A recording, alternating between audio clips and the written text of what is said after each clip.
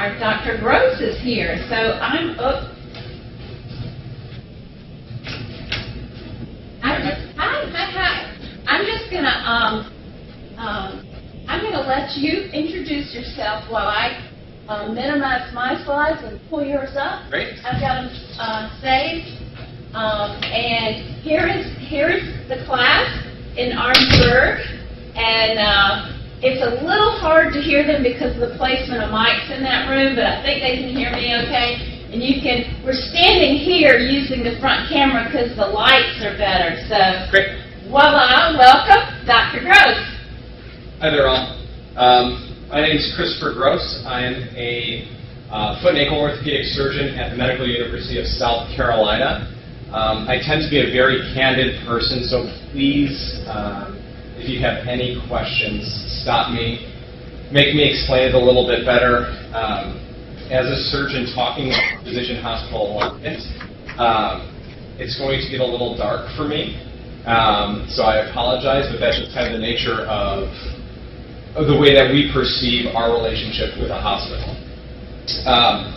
I went to the University of Chicago as an undergrad, Harvard for med school, Rush for orthopedic surgery training in Chicago, and then went to Duke for fellowship, and I've been at MUSC for about a year and a half. So, I have no conflicts to disclose. Oh, by the way, yes. We are recording you. Is that okay? I guess I won't swear then, sure. I can stop the recording if that bothers you. Okay. Okay. So traditionally, the way that, and I'm going to be saying physician and surgeon kind of interchangeably here, but from an orthopedic surgeon standpoint, we have a begrudging relationship with the hospital. Okay. I need the hospital to operate on patients. I can't operate in a garage, even though they would like to, and if they were safe, we would. And the hospital needs me because we make them money. Last year, I booked them about $1.5 million worth of cases. So that's how much they were able to get from me. Did I get all of that?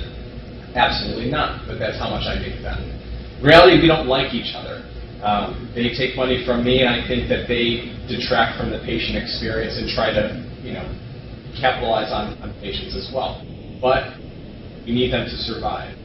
They need me, and I need them. And that's kind of the traditional relationship. Historically, and historically it's only going back about 20 years, we had managed care. So then hospitals were gobbling up surgeon groups, specifically orthopedic surgery groups, to control the market. They were mostly hostile takeovers. So when a surgeon becomes an employee, we lose any motivation to get more patients. We decrease the number of patients that we see, and our surgical volume goes down. We have no motivation to earn the hospital any more money. Consequently, the hospital saw this after a few years and then started selling these physician groups back, or just firing the doctors in general. And so a doctor without a home is kind of a scary thing. At the same time, what orthopedic surgeons were doing, they were opening up ambulatory surgery centers. So basically our techniques and technology has gotten to such a point where outpatient surgery is pretty much the standard of care for most procedures. The most recent example is total knee arthroplasty. You're able to do a total knee or replace a total knee and get in and out within 23 hours. Then we also did independent ancillary services, things like physical therapy, MRI, CT scanning, and durable medical equipment. That includes slings and walking boots and things like that. So just clarify a little bit more when you say you started doing them. Surgeons weren't actually doing the physical therapy, but you're talking about those services being brought under your... Correct. So we would either start our own physical therapy group from either athletic trainers that then became physical therapists that we worked with, or we just bought the groups outright. Same thing within the imaging facilities. An MRI machine may cost $2 or $3 million, so all the surgeons would invest that amount of money, or put down a certain percentage of capital and get the rest from the bank. And then we would get money back from every MRI that would go through that facility. And then we'll see some of the problems that came up and some of the STAR clause that came into existence. But most importantly, what ASCs did, or ambulatory surgery centers did, is it broke the hospital monopoly on the operating room. All right? And so when you broke the hospital monopoly on an operating room, there was an absurd amount of animosity and competition between the surgeons and hospitals competing for the same patients. So it's a changing landscape, and I have absolutely no idea what's going to be happening with everyone trying to get rid of the Affordable Care Act. But basically, the underlying premise for us was that the government and private payers are seeking better outcomes at lower costs. Unfortunately, at the same time, surgeons are getting lower reimbursements for our services, and we're having higher operating costs, whether that's administrative fees for the Affordable Care Act or electronic health records, things like that. Where we exist now, where orthopedic surgeons exist now, is a fee-for-service model. Basically, if I do a surgery, I get money for the surgery. Now, that doesn't necessarily mean that I'm going to collect all the money that, say, for instance, hammer toe surgery costs $34,000, or at least that's what the hospital charges the patient. The insurance company is only going to give a certain percentage of that.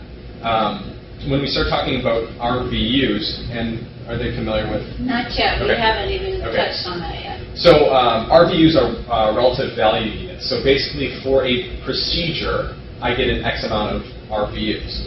So for that hammer toe surgery that the hospital charges $34,000 for, I get 5.62 RVUs, which there is a set rate for the RVU, which is about $72. So let's say I get about $350 for that procedure. So for the procedure that I did myself and that I'm doing at the hospital charges 1,000 times more. Whether or not the insurance company pays for that, it's up to them.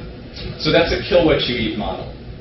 So what is alignment? And I know you've read about it and discussed it a little bit, but it's not really simple cooperation. It's basically combining all aspects of the surgeon's practice, clinical side, administrative side, financial side, and trying to cooperate with the hospital. And so what are our primary drivers of alignment? And that's where the article that you guys were to read for today kind of discussed. So where's the physician alignment, hospital alignment, and then kind of focus more on the orthopedic surgeon alignment. So physician-wise, why do we want to cooperate? Well, there's a declining income. Every year, Congress threatens to reduce Medicare payments by a third. And why that's important is because private payers tend to follow what Medicare pays. So to decrease this declining income, we have to increase our volume. 20 years ago, people would see 15, 20 patients a day and be happy with it. They would do 2 to 3 knee replacements a day, and that would be it. They would make a very nice living doing that. Today, I have to see 50 patients a day and do about times as many cases, all within the same amount of time. So every year, Medicare readjusts work RVUs, or work relative value units, and it's mostly decreases. So as we operate more efficiently, we don't get more money. In fact, we get penalized for operating efficiently. Okay. So now let's talk about increasing overhead and some of these costs that we have to counteract. So we have HIPAA, which is the Health Insurance Portability and Accounting Act, which basically means that we have to keep patients' electronic or records in from other patients and just basically keep it private, which is all great and good, but it costs a lot of money to do it. Then we have to talk about physician quality reporting. Now we're being graded for everything we do. So from the timeliness of your visit to the staff interaction to whether or not you're going to call the patient back with lab values or MRIs, X-rays, and things like that. I get graded for that. Someone has to tell me what my report card is, and that costs money. The adoption of electronic health records, while it seems like a great idea and it is efficient while in the hospital, it slows down our volume. And it's about 20%, at least for orthopedic surgery practices. And unfortunately, with the adoption of these EHRs, hospitals are not allowed to talk or cannot talk to each other. So let's say if there's an operating system at MUSC, the same operating system at Roper, which is across the street, which is a private practice hospital, they can interact with each other. Even though the Affordable Care Act told them they should, the electronic health record company just basically took that money and ran, and in terms of billions of dollars. So a little bit about the Affordable Care Act, at least from a surgeon's perspective. It just really greatly increased administrative costs, which ties Medicare payments to federal reporting requirements that not even the hospital administrative staff can really explain to us. We have presentations quarterly about what the new federal reporting requirements are, and they're completely arbitrary. So let's say, for instance, that 75% of my physical therapy referrals have to be within our system. And if they're not within our system, then there needs to be a 12-page report talking about 6 different systems of a patient's body in order for that to count. So it's kind of arbitrary and absurd, but we deal with it. So then there was an increase in Medicaid expansion. So the way that patients became insured in certain states, the Medicaid expands. Michigan is a good example of this. So in Michigan, visits were about 15.6% in 2013. 2 years later, it's up 6%. So there's a sharp increase in your payer mix. And your payer mix is going to really determine what your bottom line is. So if I'm going to be paid, let's say, $60 on the hour, on the dollar by Medicare, Medicaid will pay me, 20 out of that $100. And so any of these marketplace insurances were paying close to Medicaid rates for ambulatory procedures. All right. So when you take that into account, Forbes estimates that a typical doctor office, and they were including primary care physicians, internal medicine doctors, and surgeons, that each of us are individually losing about $50,000 in revenue stream every year, even accounting for more insured patients, because again, these insured patients are paying less. So you're doing more surgery, getting paid less, and eventually it's a wash and you actually lose money. So there are some other financial reasons. Antitrust laws, most importantly, the Stark I law in 1989 put a restriction on self-referral. I cannot tell someone that they need to go see someone within my practice. They have the choice. Within your practice group or team, right? Right. Yeah. Right. So within the Department of Orthopedic Surgery at MUSC, that would be considered a self-referral. Do I do that anyways because I trust them? Yes. But I cannot financially gain from this. And I don't. And then Stark II put restrictions on radiology and DME, and also physical therapy. So only recently in South Carolina are surgeons allowed to own physical therapy practices again. But what all these kinds of things we're doing, radiology and durable medical equipment, and at least in academic hospitals, it really added to the bottom line so we can provide the mission of providing care to indigent patients, patients that are uninsured, and also giving us research dollars. So that's where that extra money was going to. In private practices, they just get a check for $200,000 at the end of the year for doing nothing. But all those laws were put into place just because of what was happening in the late 80s, early 90s. In order to upgrade your practice, if you want another fancy machine, or if you want to expand or get another surgeon onto your practice, you have to pay for that. And you can't just come up with $300,000 out of the blue. You have to find capital, and that's another financial reason for why we need to align ourselves with hospitals. So then, healthcare reform and value-based care is becoming more important, and there's a shared responsibility for outcomes and costs now. And then there's talk about becoming a part of an ACO, and we'll talk about what that means later. So the cultural factors. Surgeons or doctors that are coming out of medical school are willing to trade independence for lifestyle, and also giving up their business spirit for financial security. So basically, because of increasing financial debt for medical school, let's say the average debt is about $200,000, I want to make sure that I'm going to get a paycheck at the end of the year. The way that I do that is I join a hospital. I know that I will get paid for that amount of money. So yes, there's a higher priority for a work-life balance, which I don't think is necessarily a bad thing, but this is kind of why more surgeons aren't becoming aligned with hospitals, because we're guaranteed an income in certain instances. From the hospital perspective, why they want to align with us is that there's a clear movement to go from operating as many patients as possible to value-based care. So you want to operate on a right number of patients and make sure that you're getting paid correctly, and also making sure that these patients don't have complications, because if they have complications, then the hospital is going to have to pay for it out of their own pocket. So this is the emphasis on outcome-based reimbursement. So again, I'm going to be graded on the quality of service I provide, not necessarily the quantity. The hospital cannot provide their own emergency room coverage, which is a mandate by law.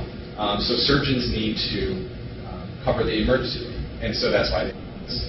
And then supply chain management, basically anything from implant to therapy to all these things, surgeons have a choice, at least in many instances, and they want us to choose the cheapest choice, as they all do.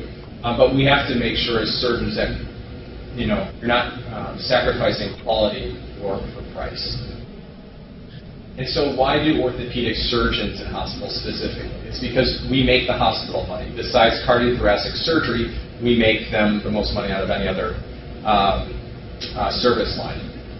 OBGYN loses money, pediatrics loses money, cancer loses money. Everything loses money except for these big ticket items. Unfortunately, we also like our fancy toys. We use expensive and new technology. If I'm doing a total ankle replacement, I can do a total ankle replacement in 2 hours. If I get a 3D printed model of the patient's ankle and then get guides specifically for it, it saves me an hour. It also costs the hospital $2,000 for that. So is the ease of my work worth $2,000 for an hour? Hell, I'd like to think so, but the hospital doesn't. And then again, with orthopedic surgeons, we were battling with them for ambulatory surgery centers. And hospitals want to regain this profit center. So they bring us into the fold, and if they come up with their own model for an ASC, then we tend to be happy with that. So the principles of alignment, as we discussed, were financial a lot of the time. We talk about clinical authority, surgeons as administrators. There has to be transparency. There has to be a clear common goal, and that's always the patient. And then unfortunately, and we do have mutual necessity. So typically, alignment is a zero-sum game. Hospital profits go up because they take away financial surgeons, and vice versa. So there needs to be an increase in profits through cooperation. And we're pretty hard-headed about when someone from the administrative office tells us what to do. And we think that it's always against us, and it's always just like a fight. But it's really not. They often don't know any better. It's mostly benign. And a lot of times they just want to save money. They don't know any better. So surgeons also need to perceive that they're sharing authority rather than an abdication of what they once had. So traditionally, and many years ago, hospitals would just take away the authority to talk about implants, to talk about whether or not the patient was admitted, things like that. But now they're slowly rolling back and realizing that surgeon cooperation is a good thing. Unfortunately, we still have things like, at MUSC, they just recently announced that they want to discuss how to define an RVU for doing something academically. So when I write a grant, when I write a paper, I don't get paid for any of that, and that's done on my own free time. But technically, that should be paid for. But who's going to pay for it, number one? And number two, how do you assign a work value unit for getting a grant and not having it accepted, or having a grant accepted? And that's what the hospital right now is trying to decide. Unfortunately, they will not have any doctors or surgeons or any other researcher on the organizing committee that will be coming up with this. They want to ask for our ideas, and they'll be discussing it amongst themselves. But this is an example where there is no sharing of authority. It's what they tell us, and that's what happens. And so I really do think that physician participation alignment projects, especially when it affects our life, our work, and work-life balance and our bottom line, there really needs to be participation and active engagement in both groups. This is a really important point, and I hope you all listen carefully to what Dr. Gross was saying, because as a general best practice in business, if you want people to cooperate with you, you want them to collaborate with you and give you their best ideas for success, they have to have a seat at the table. And if they don't have a seat at the table, you're not going to get everything that you need, including cooperation and great ideas and that sort of thing. Always, the best way to approach anything like this is to make sure that the parties that you want to work with have representation and a voice, and have a seat at the table. That's a must-have. So when you go into that next job as a hospital administrator, that's something that you need to insist on. Listen to where Dr. Gross and his colleagues are coming from on this. A very contentious topic which came up in September was we got an email saying that starting tomorrow, our reported outcomes were going to be published online on the MUSC website. And this was the first time that the 400 most volume active MDs in MUSC were going to, found out about this. And so there was months and months and months of discussion about this rollout, but no one ever discussed with people who's actually it's going to be affecting. And it blew up. So there's at least 150 emails back and forth within 24 hours, and they eventually decided to scrap the idea the next day and go back to the drawing board and actually get some physician input.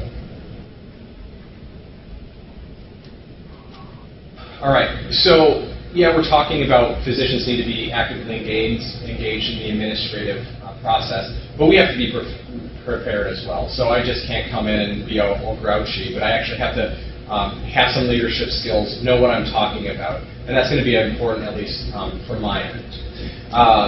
But very importantly, there needs to be transparency. There has to be transparency of the costs and data. For instance, I am trying to lead a biologics committee. When I try to get two bones to fuse together or to grow together, oftentimes it's in an unfavorable biological environment. So I try to stimulate the bones to heal. And I've been asking for the price for the biologics since September of 2016. And I have still not yet gotten any of the costs when I'm the one leading the science behind it and also purchasing. So there is very little transparency in certain groups, and it's very frustrating. So transparency and proper communication demonstrates a mutual respect. And there has to be a declaration of all goals.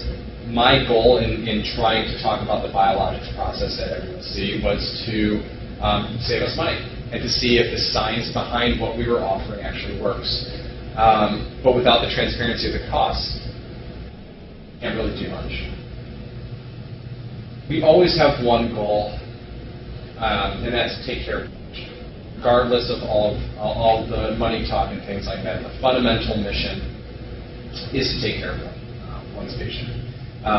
And so we better be damn sure that the hospital agrees with that, that make sure that we agree with that as well. So as long as we step back and realize it's all for patient care, then we can always have an honest conversation. We're acutely aware of the negative aspects of dealing with the hospital, but we have to concentrate on why we need each other. So the hospitals provide us with large primary care networks. I'm not going to get any patients unless the primary care doctors know who I am or why I exist. I have talked at shoe stores, conventions, things like that, talking about foot and ankle, whatnot, trying to drum up business. But it's not that that's going to get you business, it's primary care. And the hospital provides that. The hospital provides us with the operating room. And also the offices, the office location. So unfortunately, we still have to rent, as MUSC employees, offices from our own hospital, which is quite interesting that we're paying hospital money to work, and then they get money off of that. But regardless, they need us because we make them money. And if we're a good surgeon, we also, I am the MUSC name for foot and ankle orthopedic surgery care. So if I do a good job, then the community starts associating MUSC with quality care. And not only that, and we'll be talking about this when we talk more about Chapter 11 this evening, but that also feeds into the health of the community and even the data on the assessment of that health. Yeah. Yeah, so it goes far beyond goodwill. It's just making sure that our population, and in this case our community, is healthier as a result of this expertise that we have here. Absolutely. All right, so we both have to be held accountable. Hospitals do not often keep critical promises. For instance, when our new chairman joined the practice 4 or 5 years ago, he was promised X amount of dollars to get new talent. He was only given half that. And then in order to deliver bonuses for people that were earning at that point, they also set aside an X amount of dollars.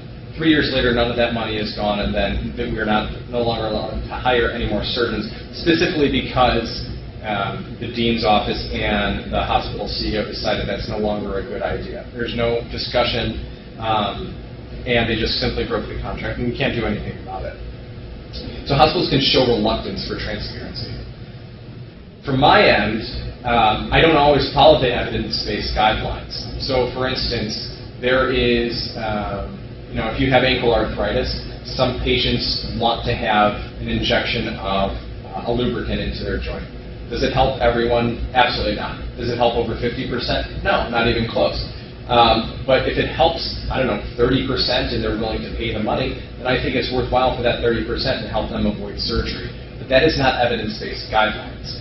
And we don't always meet cost reduction goals. Again, orthopedic surgeons like their fancy power tools and our new systems. There are many things that's been out since the 1970s and 80s, which we can certainly get away with, but not as efficiently, that we tend not to use. But most importantly, accountability has to be meaningful and has to be consequential. So I have to be held accountable if any meaningful change is going to happen. At the same time, the administration of the hospital has to be held accountable when they no longer accept new surgeons into our practice. Have you guys talked about forms of alignment? No, Okay. no. All this is just coming through new. This chapter that I inserted you into is the entire chapter on healthcare professionals and specifically providers. Great. Okay. So we'll go briefly over the different forms of alignment. And if we have time, we can talk a little bit more about bundled payments because that seems to be the way that things are going. But we'll just do a 10,000-foot view of all these different forms of alignment. So typically, when we think of employment, that obviously seems like the best type of alignment, the most simple form of alignment. But as we discussed in the 90s, this is probably the worst. When surgeons are commanded by administration, I have no interest in helping them out. I'll do what I'm required to do, and that's about it. We don't have any voice in administrative matters. They tell us what implants to use, and that's it. They don't have any skin in the game like we do. There's no work on the hospital ends to maintain the relationship with a surgeon once they're done recruiting. So once we're recruited, it's very easy to fire a surgeon after 2 or 3 years simply because you don't like the surgeon. And it happens all the time.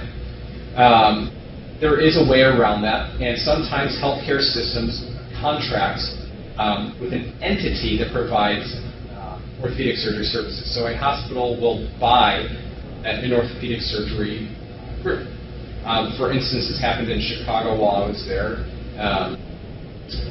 There was a group up north in Evanston that bought the Northwestern Orthopedic Surgery Group at $1.5 million per surgeon. So if the surgeon agreed to that, they each got that amount of money. And so that's kind of that indirect employment. Then we have pay for performance. So the hospital sets goals of efficiency, outcome, patient satisfaction, and try to reduce costs. Doctors that do that reach all of these goals, including patient satisfaction, awarded financially. But when we start getting into the thick of things with patient satisfaction, we realize that patients are often satisfied for varied and often misguided reasons. They found out that patients, it was a recent article in the New England Journal of Medicine, where the higher a patient is satisfied, the more likely they're going to die. And it's very simple, because patients want the utmost best for them, They think they need pain medication when they don't necessarily need it, or unnecessary tests and procedures. If you have that unnecessary test or procedure, there's a likely outcome that in the aggregate something bad is going to happen. And that's where the increased morbidity and mortality comes from increased patient satisfaction. When I deny someone who I know is drug-seeking narcotics, my provider score is going to get lower. So, yeah, I can be a good doctor, but patients aren't necessarily going to be satisfied. If I tell someone to stop smoking, and that's the reason why their surgery failed, I'm going to look like a bad guy. Or if I tell someone that they need to lose weight, and that's why their ankle hurts, again, these are things that lowers patient satisfaction with me trying to be a good doctor. So these goals, unfortunately, affect us all differently. In gain sharing, there's an arrangement to share financial rewards and cost savings. So basically, if I save them money, then I get this money back. It differs from pay for performance like we were just talking about because there's actually transparency. I need to know everything that costs the hospital money, and they will tell me. So then I set out initiatives and programs to save them money, to cost reduce. And so we're at a great point to do that. I know that I can save X amount of money on implant costs. However, once I achieve, or once the market achieves efficiency, then I no longer have a financial gain. So the financial gains get smaller and smaller, and then I'm incentivized less and less to care. You have co-management, which is collaboration on entire service line. When I mean service line, I mean, let's say, all of orthopedic surgery. So I do foot and ankle surgery. My partners do back surgery, rotator cuff surgery, knee surgery. So it's the entire service line. And so basically, there's an incentive pay for meeting all the things for pay per performance, plus a management. So basically, we're getting paid like administrators as well. But in order to do this, we have to bypass the STAR clause. And with some financial and lawyerly mumbo-jumbo, we've developed an LLC in order to have that happen. Here happens to be the most complicated of all the types of possible alignment strategies. And it's developing accountable care organizations. So at its heart is a primary care physician, and essentially what we get paid is to keep the patient out of the hospital. So if you keep the patient healthy and you provide preventative services, manage their chronic diseases, the thought is that, well, obviously the patient's going to do better, but it is going to save the hospital a significant amount of money. Where orthopedic surgeons play into that, it's very unclear right now, but there has to be some coordination of high-quality care for Medicare patients. And they're just trying to figure out where the surgeons fit in. But it truly is more of a primary care issue. Okay, now bundled payments. And this seems to be happening, this is going to be happening in the next couple of years for doing any kind of total knee replacement or total hip replacement. So let's just take a total hip replacement. As a patient, you go to a doctor, you have hip arthritis. They try physical therapy for 6 weeks because that's what Medicare demands. You try to lose some weight. In the meantime, the surgeon knows you're going to need surgery because arthritis doesn't go away. So then you have surgery. So you have your preoperative care, you have your surgery, you have your postoperative care. For 90 days after that surgery, everything is included in price. What the bundle payment is looking to do is charging for a single unit of care. It's like bundled up, like it's like a value menu or a value meal for healthcare.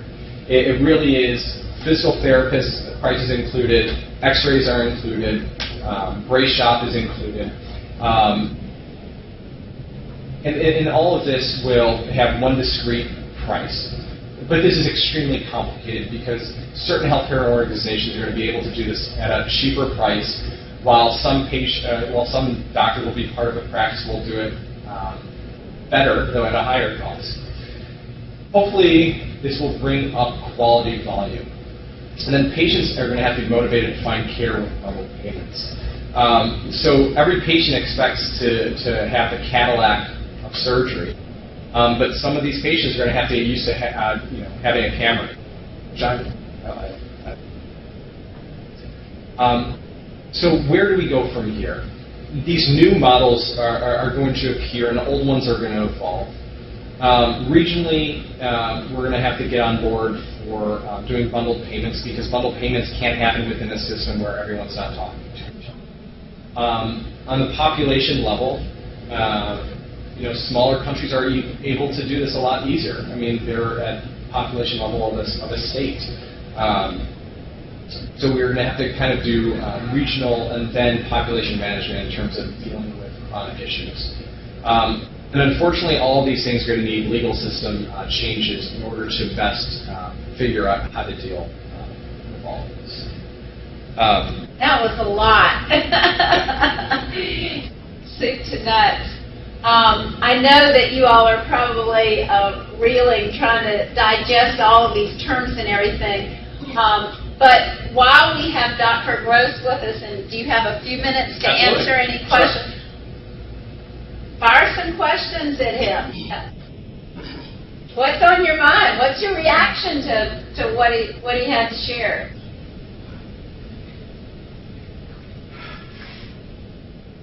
So do you think you'll probably go into primary care?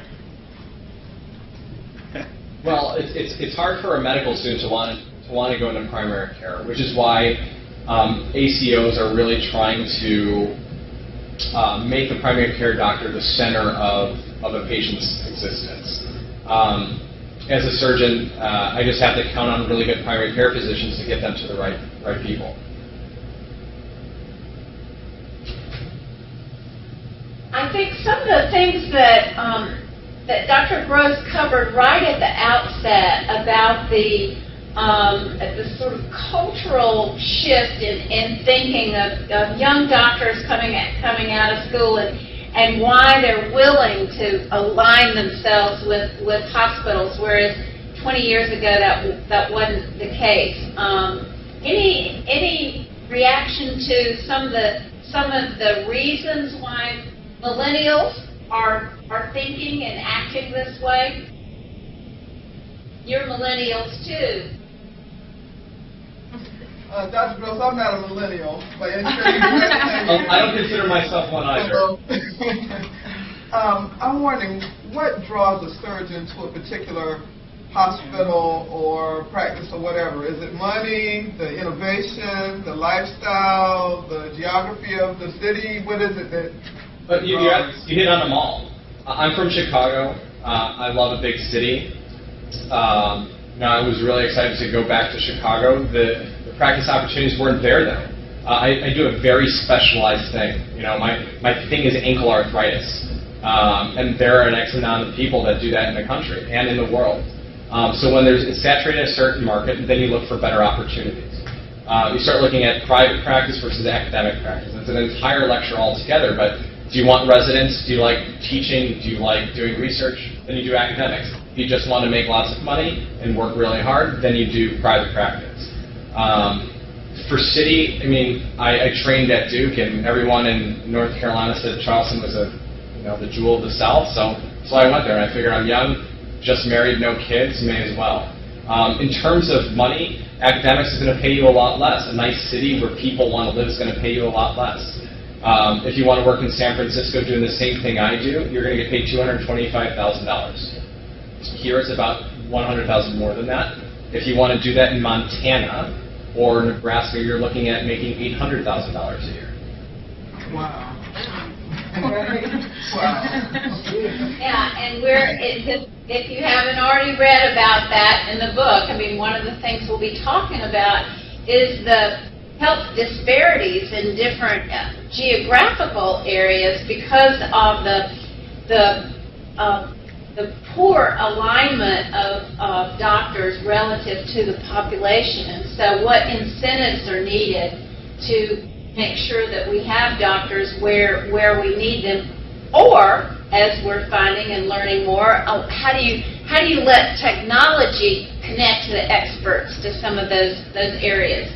And certainly, pediatrics at MUSC is right at the forefront of telehealth in order to connect physicians and emergency clinics out in rural South Carolina to experts such as in the burn unit, pediatric burn unit at MUSC. So we don't necessarily have to pick up and relocate, somebody to live in these rural communities. Right, we're doing that more with hand surgery now. So there are not many on-call hand surgeons in rural states, and they tried this in Alabama, and there's just a presentation about what their experience was in Alabama. The problem with providing telehealth, at least for a surgeon, is, well, you can't lay your hands on it, but you can pretty much figure out what to do X amount of time, or see if you need to get them to a regional care center, or get them a helicopter somewhere. But right now they haven't figured out how to pay a doctor to do it. So all these telehealth people, at least for surgeons, are just doing it out of the kindness of their hearts, but they're not getting paid to do it. And so you're going to be on call with a lot of responsibility, with very little incentive to do it. Right. So we're going to have to fix that equation. Right. I'm really curious about pain management because, as you heard Dr. Gross say, that patient satisfaction is difficult to measure, and pain management has been very high on the list among the questions that every patient gets asked. How well did your doctor help you manage pain management? If you were an inpatient, did the nurses look after your pain and provide help to ease the pain? Surgery and pain sort of go hand in glove. I can attest to that. But how do you address the pain management issue as a surgeon, especially knowing that patient satisfaction is looming over your head in terms of how you get evaluated? Right. So you guys may be familiar with a medication called Norco. It's hydromorphone and Tylenol mixed together. Hydrocodone, I'm sorry. Either way, Norco, 96% of it is consumed in the United States. In the, I want to say, mid-90s, the VA made it a point to make pain the 5th vital sign. So after that, there's been this kind of catching the dragon's tail of, we have to make sure that everyone is pain-free at all times. I tell patients, you've had surgery. I cut into you and I move some bones around and I stuck some hardware in you. You're going to be painful. I mean, there's manageable pain and then there's intractable pain. And more you'll see people eating up the amount of painkillers that would probably kill a horse. And I think there's a regional difference as well. In Chicago, you get 40 Norcos, and that's it. You had spine surgery if you had a bunion surgery, things like that. Down here, if you don't provide patients with OxyContin and Percocet, which is about 1.5 times the strength of Norco, and all these other medications, people are very, very unhappy. And so there's regional differences and expectations as well. If you do the exact same surgeries in the Netherlands, they take Tylenol, and they take narcotics for 3 days, and that's all they get. And that's the expectation that has been set down. You get narcotics for 3 days, and you will never get another dose of it. Whereas more and more surgeons, in order to prevent patient calls, I give patients a lot of pain medication. So they don't bother my resident, they don't bother my PA, they don't bother my nurses when they're not in the later hours. Because they will, the types of things that patients will say to you can be quite horrible. And yes, they're in pain, but they don't realize that that pain is a necessary part of healing. Yeah, and also I think you hit on an important thing, and that is framing expectations. And again, in the future, when you're in that job, looking at patient satisfaction, research data, and so forth, bear this in mind. How is the question framed, and what is being done on the front end with respect to patient education in the framing of those expectations. So we all need to do a better job, because guess what? We have such major prescription drug addiction in this country, and we haven't even begun to tackle that one. I know we have overstepped our boundaries for your stay, but any other questions from you all for Dr. Gross? I got a question. Shoot. How does the Obamacare, affect you directly, and what organization or voice do the surgeons have when it comes to politics and healthcare with everything that's going on? Well, as of right now, we have